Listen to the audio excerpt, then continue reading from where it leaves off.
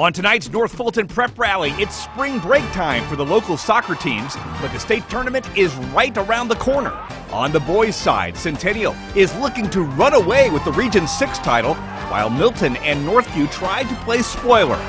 The Region 6 ladies have a lot to sort out, with 5 teams chasing just 4 playoff spots, with the unbeaten Milton Lady Eagles leading the way. Down in 4A, Chattahoochee tries to defend its title, but it's the new kids on the block that are making some waves. Hey, we're breaking down all things soccer on this edition of North Fulton Prep Rally, and you know it starts right now. Comcast presents your source for North Fulton High School sports. This is North Fulton Prep Rally. Hello and welcome to North Fulton Prep Rally, your weekly high school sports program with the very best action in North Fulton High School sports. I'm Kirk Rogers, joined by Nathan Shutter year-round on Comcast Channel 25. Catch us here weeknights at 6, 8, and 10 p.m. Nathan, the soccer season is in full swing, and several teams here in North Fulton are poised for playoff runs. I agree with that. Chattahoochee, the only team to win a state title last year. I think we're going to have several more on the boys as well as the girls' side that can bring home the hardware this year. All right, with spring break starting up here in North Fulton, there's several teams taking a small break from game action. It's time to get you caught up with what's happening, and we start with the Region 6 boys and the Milton Eagles. Yeah, maybe a little bit of a surprise here. Milton only 6-7 on the year, 3-2 in region play. That's good for third place. They can still move up to second if West Forsyth loses and Milton can take care of Northview. But I was a little surprised at the slow start that Milton's got off to, but still plenty to play for. They get in the playoffs. I think this team is very talented. They have enough to make some noise for sure. Okay, and how about Centennial? This team is not disappointed. After a tough end of the season last year, losing in the first round, the 12 returning seniors this season have really stepped up. 10-1-1 overall, 4-0 in region play. They're ranked number 2 in 5A. They're only lost to number 1 Lassiter by a score of 1-0. This team is ready for a deep playoff run, in my opinion. And what about Northview? And Northview is struggling a little bit here, 3-5-1 overall, just 2-2 in region. That's good for 4th place with Roswell and Milton left on the schedule. This is a team that's 2 years removed from a state runner-up. They definitely have talent in the program. Just got to step it up here down the stretch, get a couple wins, get into the playoffs is really the main thing right now. And what can you tell us about the Alpharetta Raiders? Yeah, they're struggling a little bit as well. 3-4-1, 1-3 in the region. They're tied for 5th right now. They have to win out and get a little help from some other teams to even have a chance of making the playoffs. They did not make the playoffs last year, and unless they can get a little luck, couple breaks, they probably will not be in the playoffs again this year. And last but not least, Roswell. Yeah, Roswell didn't make the playoffs last year, and they're going to struggle to get in this year. 0-3 in the region, 5-6-2 overall. Win out and maybe get some help. They can also get in there. They definitely have 3 winnable games, so it's nice to get some momentum with only 1 region win last year. If they can get a couple to end the season, kind of build on towards next year, because it looks like they might miss out on the playoffs as well. Well, at the end of last season, you made a title prediction for the state championship. Are you sticking with that today? Yes, last May I predicted that the Centennial Knights would win the 2012 boys soccer title, and I am going to stick by that. They've done nothing to change my mind. They've come out, they've played great. They have a chip on their shoulder after their early exit last year. A lot of underclassmen played a lot last year. They're seniors now this year. Their only loss on the season is to Lassiter, which is the number 1 team in 5A, and it was only a 1-0 game. So they're right there, the top 3 or 4 teams in the entire state. I'm going to stick with Centennial. They are still my pick to win a state title. Very good squad. Okay, well, North Fulton's only soccer state title last season came from one of the non-5A schools. So can the Chattahoochee Cougars go back-to-back in a very, very difficult 4A? Yeah, it's going to be a struggle for the Cougars. They lost so much talent off last year's squad, and it's kind of showing this year. 6-5-1, but they are 6-2 in region, which that's the important number right there. Still number 2 in the region, which is where they finished last year. So a lot of people forget they did not win the region championship. They were the number 2 seed going into the playoffs, still pulled off a state championship. And how about Marist? A very good squad last year. Probably maybe not as productive this year at 8-4, 7-1 in region. Their only loss in region is to Tucker. They are still tied for 1st in the region though.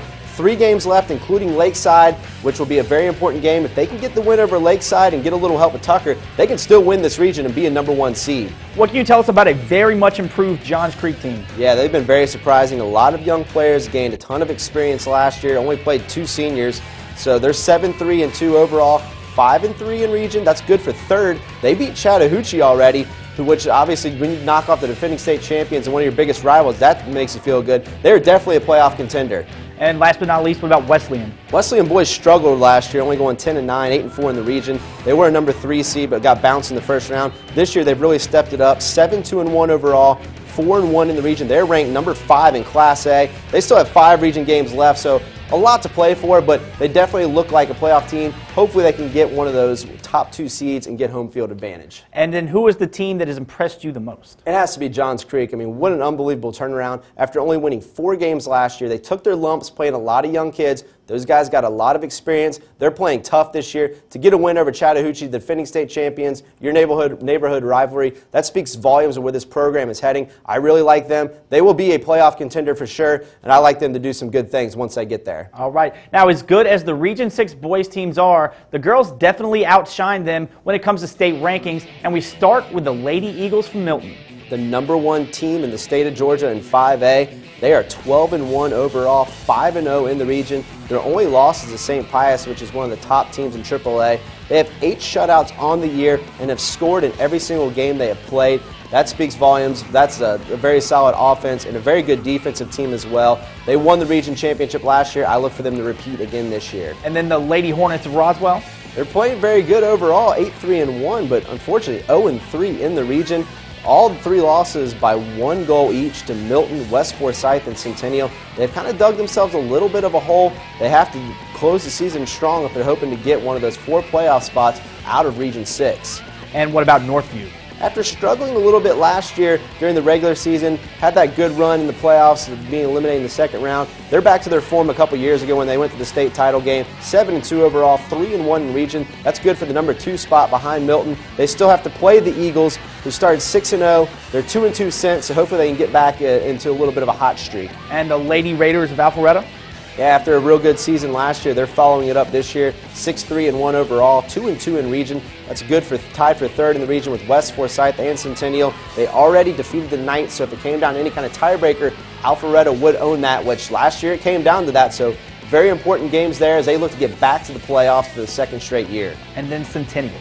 Playing very good after a 500 season last year, 8-4 this year, 2-2 in the region. They've won 4 of their last 5, including big wins over Northview and Roswell, teams that they're competing for those 4 playoff spots. So very crucial wins.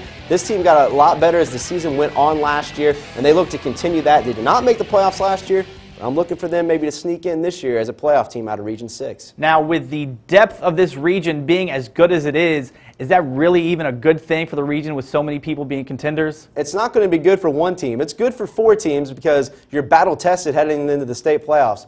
The 5 North Fulton teams are all ranked in the state's top 10 in 5A. Unfortunately, only 4 playoff teams can come from Region 6, so there's going to be a top 10 team left out in the dark when it comes to the state playoffs, which is really a shame because the team that ends up finishing 5th in this region could probably win a lot of the South Georgia regions and get into the playoffs as a 1 seed. But unfortunately, the way it's structured right now, somebody's going to get left out. Yeah. Well, we finish up our team previews with the ladies competing in 4A, AA, and Single A, starting with the Chattahoochee Lady Cougars.